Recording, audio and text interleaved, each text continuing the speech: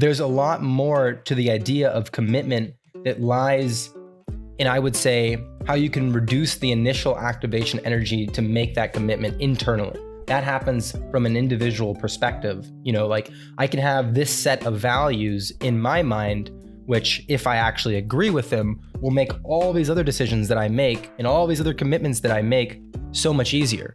In a sense, it's lowering the barrier to commitment through some indirect causality of belief.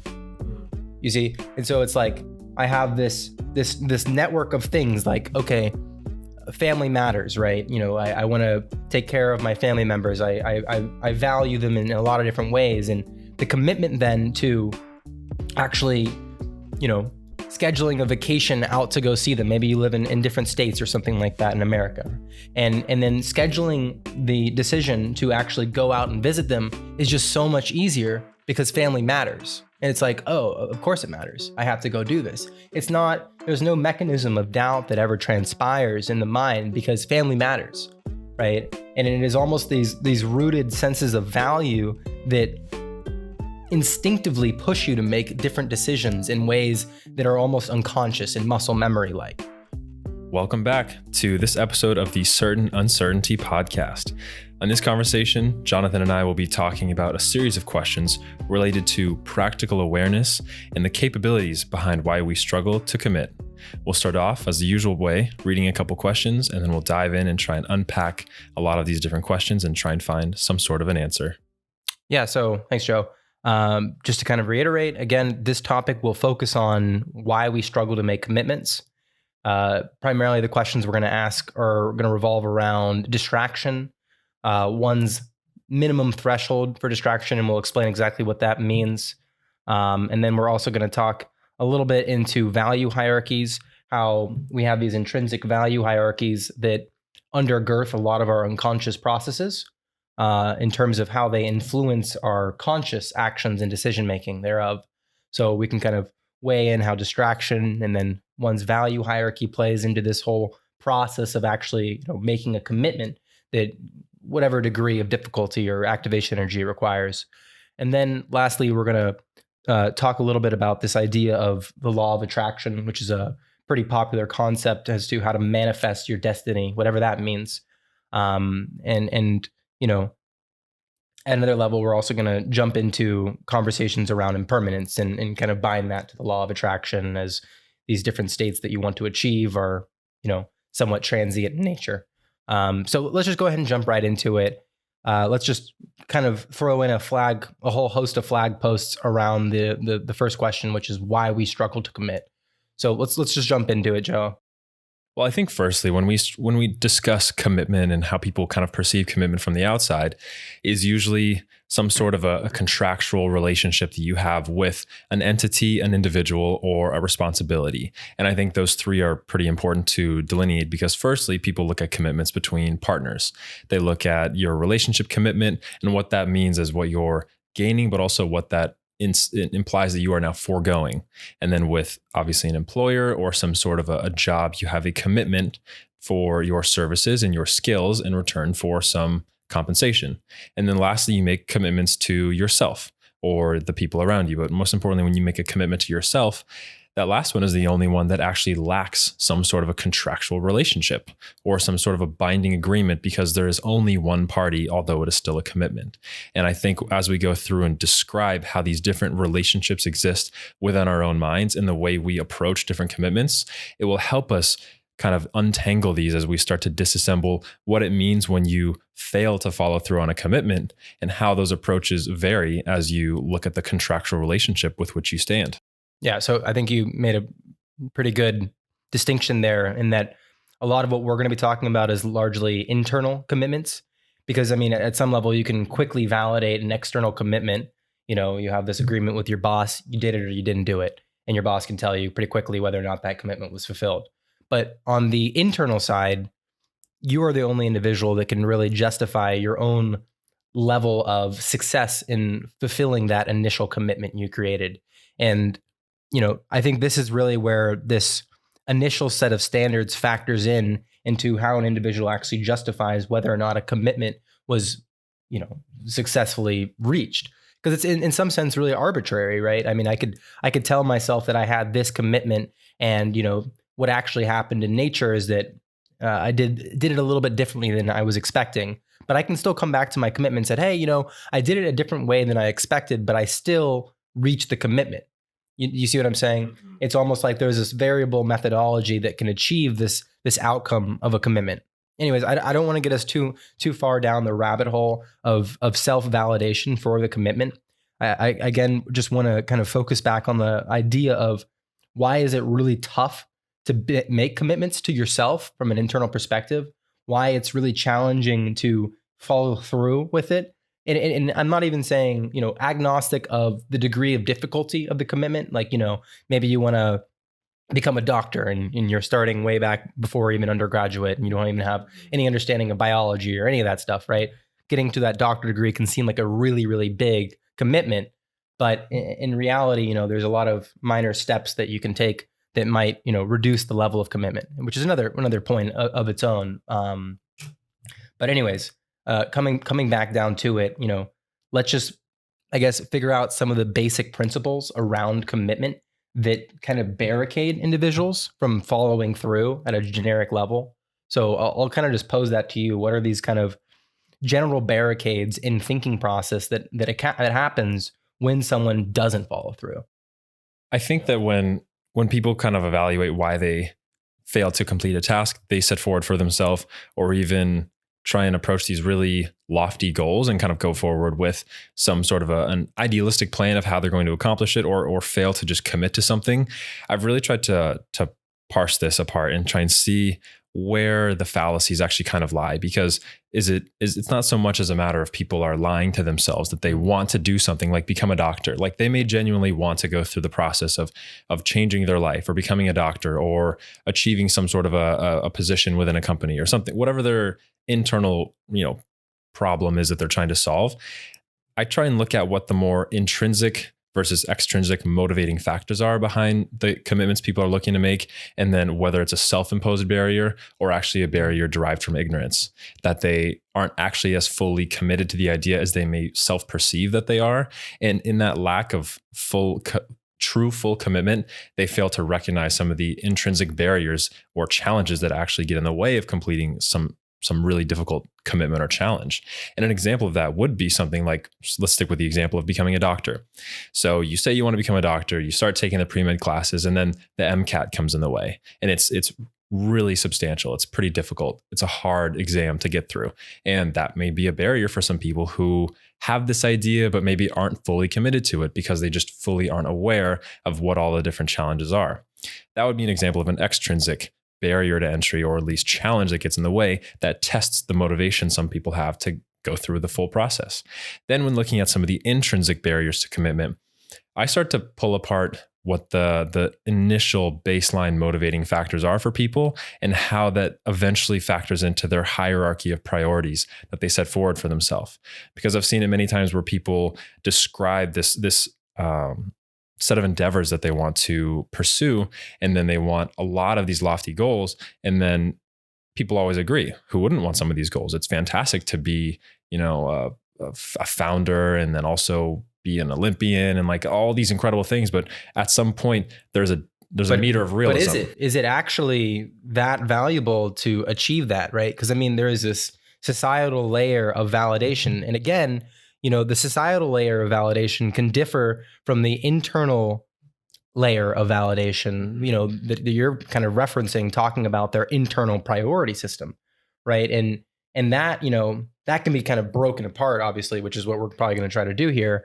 But, there's a lot more to the idea of commitment that lies in, I would say, how you can reduce the initial activation energy to make that commitment internally. That happens from an individual perspective. Like I can have this set of values in my mind, which if I actually agree with them, will make all these other decisions that I make and all these other commitments that I make so much easier. In a sense, it's lowering the barrier to commitment through some indirect causality of belief. You see? And so it's like, I have this network of things like, okay, family matters, right? I want to take care of my family members. I value them in a lot of different ways. And the commitment then to actually, scheduling a vacation out to go see them. Maybe you live in different states or something like that in America. And then scheduling the decision to actually go out and visit them is just so much easier because family matters. And it's like, oh, of course it matters. I have to go do this. There's no mechanism of doubt that ever transpires in the mind because family matters, right? And it is almost these rooted senses of value that instinctively push you to make different decisions in ways that are almost unconscious and muscle memory like, right? And so, that's kind of like the unconscious meat that I'm referring to when I talk about the idea of commitment. But then there's, the conscious mechanisms of what types of thoughts are you engaging with when you're thinking about this given commitment? Like, the idea of how confident do you believe that this decision will be accepted by others, for example? Or how confident that you will accept the decision that you end up making, right? Like those are other parameters as well that are kind of factored in. Anyways. I mean, that's a great question. Yeah. How confident are you that you will accept the decision that you will end up making? Mm-hmm. That's a very broad question. I mean, there's so many implications to that. And I think I'm going to repeat it one more time just so I myself can try and break it down. How confident are you in your, eventually it's how confident are you in the decision that you will end up having to make? You're going to make a decision. You will have to. It's required for you to do so. Now, how confident will you be in yourself? The layers to this question are really interesting because it really gets to the point of you have to understand at the deepest level you're capable of what your internal hierarchies are, because you're going to have to make some sort of a decision eventually. And then from that decision, you never want to be looking backwards, because a lack of confidence in a decision means that you will be second guessing yourself. And I think, as you pointed out earlier, one of the fundamental rules of the game that we're playing, which is life, is never doubt yourself twice. Or how did you phrase it? It was, don't repeat your doubts. Was one of the rules that we were talking about before we actually started this episode. We're kind of thinking about the game of awareness as a function of us making commitments and actually sticking to our commitments. And that, we're aware of all these other decisions. The landscape of decision making is always presenting itself to us. And it's up to us whether or not we're aware of the given opportunity. And then secondly, whether or not we actually agree to take that decision, right? Maybe like we were saying, you accept the idea that even if you make this decision, you'll be happy with the fact that you made the decision, which is something very challenging, that it is almost agnostic of outcome in a sense. It is, again, rooted into this value hierarchy that aligns with this internal priority system that is very diverse in a sense, in that you will never find a set of individuals with an actually true, authentic, shared set of value hierarchies. They might tell you, yeah, we have these shared senses of hierarchy, but then, how aware are they really? If they're not recognizing that they are, very different and distinct creatures, then there's another thing to be said about that whole thing. You're kind of, inauthentic then affects your ability to understand the commitment making that you will actually have. Absolutely. So, let's kind of shift the gears a little bit here, because I think we've entered a lot of different interesting elements of commitment. And I do want to kind of root into this idea of awareness of ideas, of other commitments, and see how, just at a bottom line, the power of someone's awareness factors into their ability to make a commitment. And so, we had this question that we prefaced before about what is this minimum level of distraction that will allow you to actually reach your commitment. And I want you to break that down a little bit for our viewers here. So there was kind of two ways that I was breaking apart how I looked at the fundamental factors that impact your capabilities and ability to follow through on a commitment.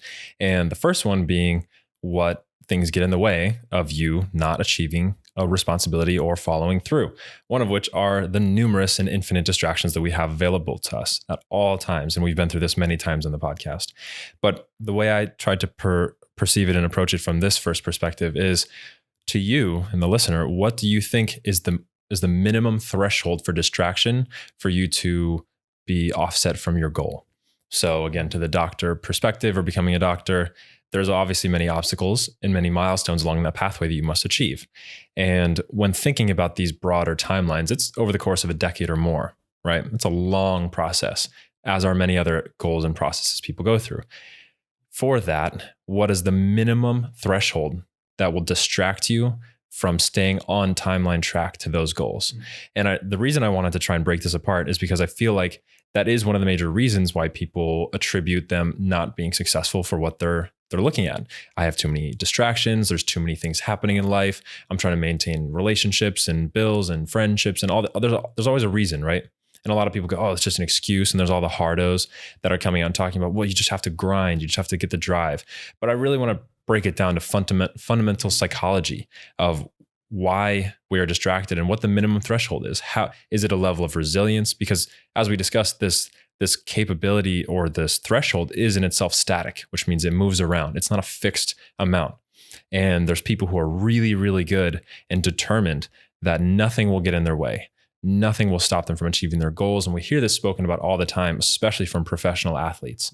People that require a lifestyle of dedication to their craft must have some level of dedication and determination that nothing will hinder their success. And my favorite way to approach this, especially with people who are questioning what type of career or what type of things that they should pursue, is how many no's would it take for you to quit? And I think when I ask that to people who are like, should I be a this kind of profession or this type of hobby? And what is my passion? And I was like, okay, it's really easy to imagine yourself being it because we're imaginative creatures. But when I step back and I say, how many times would it take for someone to look in your face and say no for you to quit? And if the answer is never, then I say, keep going with it. I would agree. Well, I mean, in some sense, every moment that someone is doubting you, it is a point of distraction from your commitment.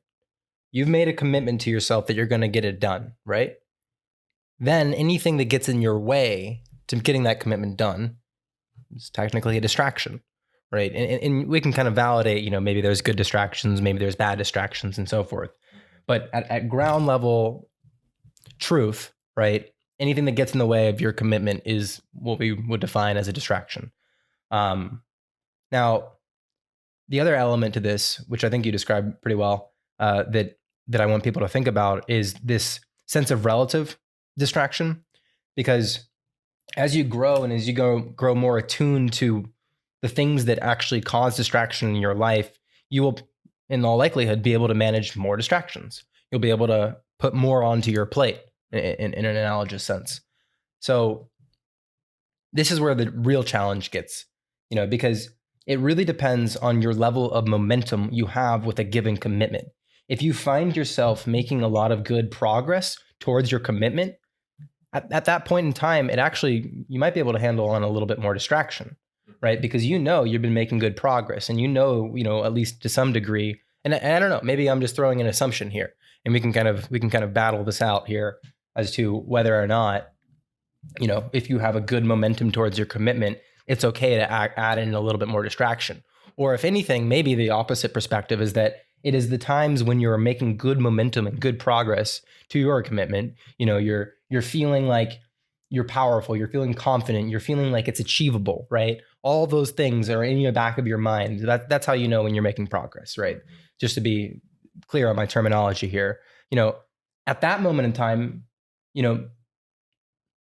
is it okay? I can step back and be a little bit more hedonistically pleasurable with myself and my mindset, or is it at that time where you said, "Oh, I can turn up the throttle even more towards this commitment"? I mean, there's two perspectives, right? I'm kind of now just grappling with this idea of when you find this point where you feel almost overly confident, let's say, in your ability to reach this decision, can you be blinded by your own arrogance to progress? Probably. And I think the way the system is just inherently set up, it will correct you eventually. Like, I think whatever your level of confidence is or commitment or preparedness for your goals, like the society we live in is fairly rigorous in its structure, and it will correct you eventually. And some people get lucky and they're able to carry overconfidence. They're able to carry their overconfidence a little bit further than some other people. And luck is just when preparedness meets timing. And I think at the end of the day, it comes down to how prepared you are. And I think that level of preparedness is eventually what coincides or combines with that capability to follow through on your commitment. It's how prepared are you? And I think when you're failing at accomplishing a commitment, it usually comes from some sort of a distraction that's, in your greater perception of life, which usually comes from the uncertainty you have of your own capability to accomplish that commitment, which then comes from your preparedness. So the uncertainty comes from a lack of preparation. Okay. And I think those kind of chain together. So let's kind of just summarize the elements that we have so far that we're playing within our toolkit of commitments. So, I mean, for starters, we have this distraction beast, which is constantly in the background, undergirding our commitments and ability to follow through. We have this kind of nested hierarchy of values that plays a role in the background of our mind, influencing our decision-making and desire to follow through. That's just constantly going on, right? This hierarchy of values. Does my family matter? Do I want to optimize my career over, some other recreational activity or something like that? I don't know. These are all values that people can maintain. So we have distractions, we have this hierarchy of values, and now we have this element of also related to these two things of preparedness, right? Your hierarchy of values can tell you some degree of preparedness. Your imminent distractions around in the landscape can tell you another factor of preparedness. And then there's this third element of preparedness that I think we wanted to chat about, which was this idea of the law of attraction, which has been popularized. And just to kind of break that down a little bit, the central tenet of the law of attraction is to manifest your reality by believing in the manifested reality. In a very simple sense, it is almost deluding yourself. An expectation will occur, and in the process, the theory says that there will be elements that will be brought to you because you're constantly putting your awareness towards those things. So it's like a self-fulfilling prophecy in some sense. But there's a lot of really good insight in the law of attraction, don't you think? Absolutely. Yeah. When I think about the law of attraction, I think one of the things people most often associate it with is the manifestation, is the universe bringing me things. How do I speak this into existence? That kind of description of it. And I think that's however you want to believe it. Almost like religion. The way that you perceive this existence of a deity or God or a faith. It's faith. Like the faith-based religion is what gives it sustenance and substance, right? The more you practice religion in your life, the more that God exists in your life. Like it's a duality that exists. And I think that's kind of the same thing as the law of attraction. It is not religion related, but more so the habit or the practice of speaking forthrightly your goals, whatever your motives are for wanting to create something within the world. And I think that practice of speaking it forward almost, as we were discussing, deludes your current belief that you are currently capable of having this thing that you want. And you describe yourself as having it already. And you almost build a new framework for you to approach the challenges that it takes to reach that level as being there already. You are someone who finishes the race. I am someone who does this, as opposed to like, I want to do this. And it almost bridges the gap that comes between it being a desire and it being a reality. And I've always wondered why that sort of an adjustment increases the success rate. But also looking at what are the fallacies with the law of attraction. How do you not be successful at the law of attraction? How do you practice it, but it fails? And I think breaking that down would be something that would help its success rate. Yeah. So, with the goal of the fallacy of the law of attraction, the fallacy of manifesting an expectation that doesn't actually come to fruition, right? So that's what failure looks like here. Why does that happen? there's a whole bunch of stuff that can go wrong, right? So I think first and foremost, it can go wrong just when the size of the expectation doesn't meet the contextual positioning of the individual. In other words, if you want to sail boats in the Caribbean, but you live in Denmark, um, there's some other steps that you have to take before you really bring that concept to reality, or at least follow through with the commitment that you want to sail away in the Caribbean Isles or whatever. So there is an element of contextual positioning that I would say needs to exist as a prerequisite before engaging with these kind of far off manifestations of destiny. Absolutely. I'm curious though, like, what are the assumptions that people make about the law of attraction that I guess those assumptions disregard other important axioms that exist in order for the law of attraction to be successful? Yeah, another assumption I have is that people assume that their expectations have some level of permanence to them, and that they might assume that once they've reached the goal, it will exist as this concrete thing that won't change and doesn't require any upkeep or maintenance per se, right? It's like, okay, I wanted this goal of owning this, $1 million home. No one told me that I had to pay $10,000 a week for these pool cleaners. I wouldn't have done that. And it's like, well, okay, there's something to be said about that goal and, how you didn't realize its own variability in creating that goal for yourself. There's always other factors of that goal. So maybe a better goal in that case was maintain a $1 million home. That would be a better goal that you could actually manifest. But outside of the actual goal setting thing, I would say in general, this idea of permanence to someone's beliefs or to someone's actions or to someone's expected outcomes from a given commitment play a really, really massive role in actually determining someone's success. Yeah. I mean, I feel like this complicated conversation we're having has actually been very, very simply approached for a long time. I mean, it's essentially why people have been saying for so long, well, you can talk the talk. Can you walk the walk? Right. That's it. That's like people are speaking what they want to do and become and achieve every day all around you. And it's actually a level of noise, like literal signal to noise, that you as individuals have to learn to kind of pick apart and understand where genuine people that have authentic ideas are coming from. Because I think now with the hyper access to all sorts of information, it's very easy to actually be an imposter as opposed to actually feeling imposter syndrome.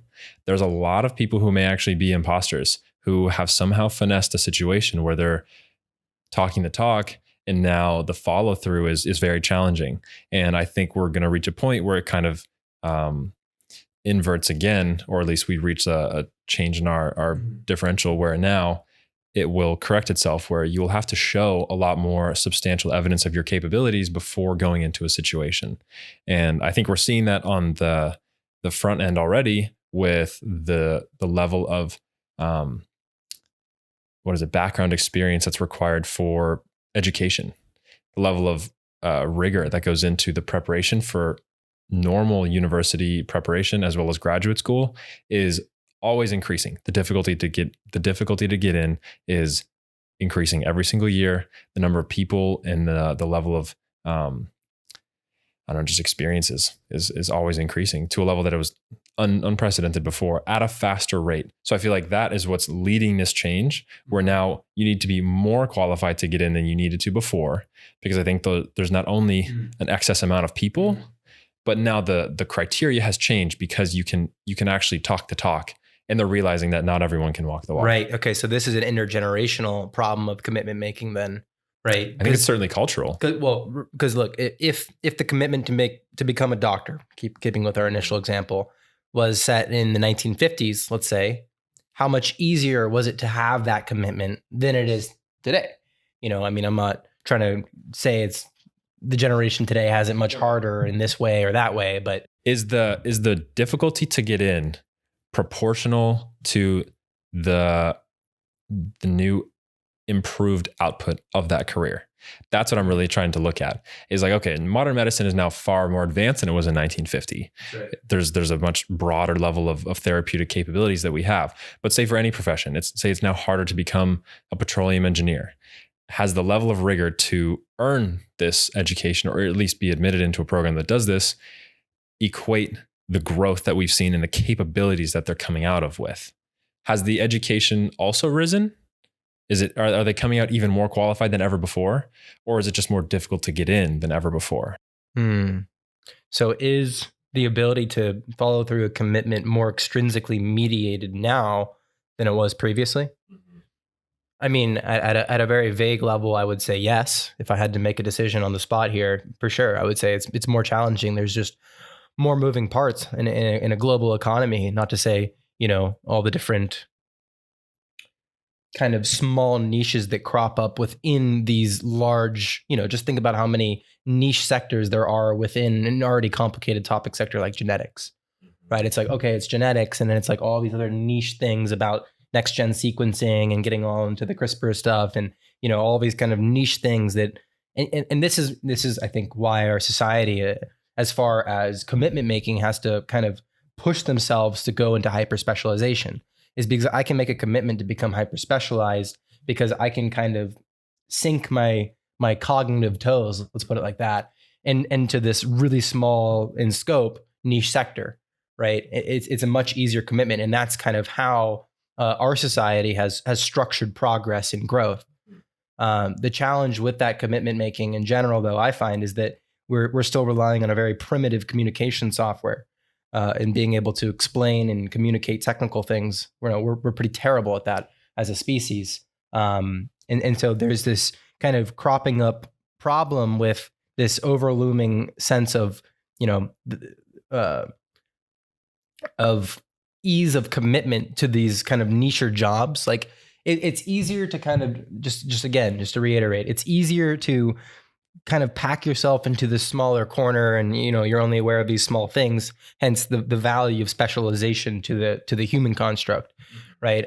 Otherwise, if I was just broadly a genetics engineer, it's like, what exactly do you do? How much of distraction can you actually manage when you're at that top level of control of, I'm doing next gen sequencing, I'm doing specific cell stuff, I'm looking at different, like, I don't know, I won't even pretend to know all the specialized sectors of genetics here, but there's a lot. And so, like, this is actually really interesting because, this really factors from a societal perspective of how we're constructing commitments to other people as well. It's this kind of larger societal issue of, is it inspiring to specialize and pack yourself into a corner? I mean, like some individuals might think so. But that's kind of the route of progress as I see it, is we're going to continue We're going to continue specializing, which may have the effect of over specialization. I don't know. Can we be over specialized? Can a functioning society actually over specialize their inhabitants? Because I feel like it's specialization is what allows a first order society to grow into a second and a third order. Because now you have economies of scale, you have specialization, you have more of a uniform consensus of what is it? Specialization. So, like, I think specialization works given a desire for rational authenticity, which human behavior does not have it. Like we just discussed, we have this capacity to delude ourselves into believing things and making commitments that will have zero positive outcome, even though we think that they will. And then we can spend our entire life following through a commitment that is only causing more suffering. That's so interesting. How, like, as a species, we have the capability psychologically to lie to ourselves. Yes. Why? Right. And so, like, this is the whole tenet. It's like, okay, yeah, specialization is great, assuming that the parties that are responsible for communication can't lie. But the basics of human behavior says that, we have to, at some level, we don't have to, but one tool set we have is to lie to ourselves to get what needs to be done, or convince others that something needs to be done. It must just be a level of like hyper consciousness evolution that it was eventually, brought into the genetic line that allows us to manipulate others within our own species for our own genetic progression. I think that must be the reason that we have the capability to lie or deceive. Well, so I mean, The ability to partake in deception. I feel like you don't see in any other. Are there any other species that are capable of deceiving? To throw in an annoying philosophical perspective here, there is no truth, right? In some there's no truth outside of the individual, and that I can see something and claim it to be true. You can see something, claim it to be true, but are we seeing the same thing? Probably not, right? And in other words, we're both lying to ourselves that what we see is the same, right? In any given moment, in pursuit of truth, we have to lie to ourselves, and right, and it's kind of this weird philosophical game. But in some sense, I think lying is no different than a pursuit of truth from a biological orientation. It's just, how can I best adapt myself to work with these other individuals that will sustain my genetic line, perhaps? Like, I don't think there's a distinction between lying and trust in the neural pathway. Like, if I scan someone's brain, let's say, could I get an 100% accuracy of when someone was lying? You know, I mean, like, maybe I could monitor their stress and anxiety patterns and so forth. But instead of monitoring the indirect anxiety and stress, could I look at the brain directly without looking at all the other biomarkers for lying, right? And say that's what lying looks like in a neurological circuit. You know, like I don't think you could, and that's what I mean. I don't think there's any biological distinction for lying, which is why it's such a powerful tool for us to convince ourselves to make a given commitment. That's really interesting. Even the concept that we all know that you're a bad liar, right? You know, everyone's heard someone be called that or been called that, like, oh, you're not, I'm not a good liar. Like, you're poker face.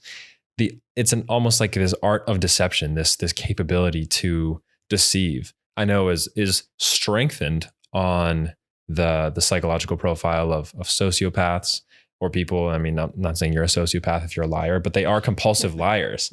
And it's really interesting. I think we can bring it back and then look at how we close up this episode. But when we're discussing the connection between the law of attraction, but also the impermanence that exists in pretty much everything that we experience, I think, as we discussed before, one of the critical axioms or theories that we have for this game of life is that there is an innate impermanence in everything that we do, right? Although ourselves as a species are always looking for and deferring to permanence.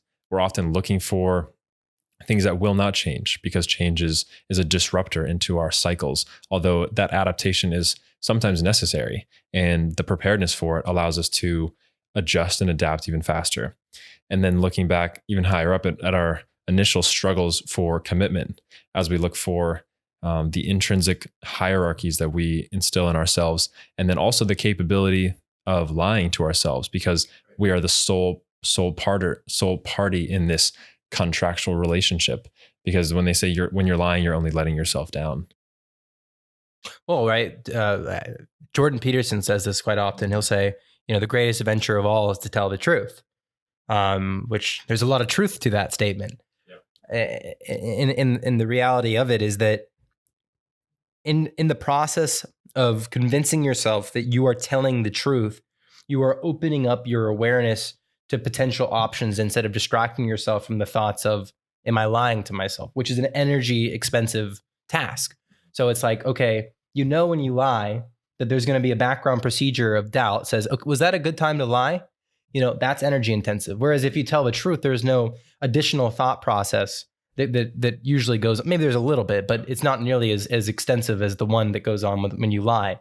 And, you know, the expert liars, they have none of that. You know, they just lie. And it's just like, you know, that's why they're so good at it. But, you know, yeah, you know, so, and this is the real challenge, in playing the game of commitment making, right? Because it's this awareness sport of self-truth in some very deep sense. Like, do you agree with what you think you agree with? Like, you know, like that. I mean, if that mechanism in your brain is broken, I have true empathy. Like, I feel really bad for anyone who has to experience that. If that mechanism, do you believe in what you believe in, is broken, good luck. But so like that is the number one element for why people struggle. Do you believe in what you tell yourself? If you don't, you're going to have a hard time making commitments, because there's always going to be this voice in the background doubting you. Don't repeat your doubts, right?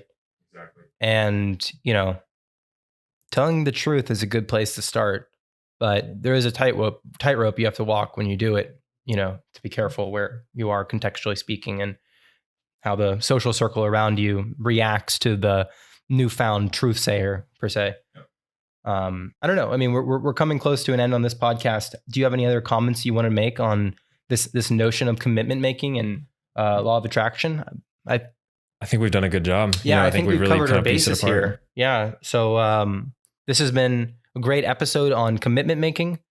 Thank you so much for listening, and we'll see you next time. Thank you.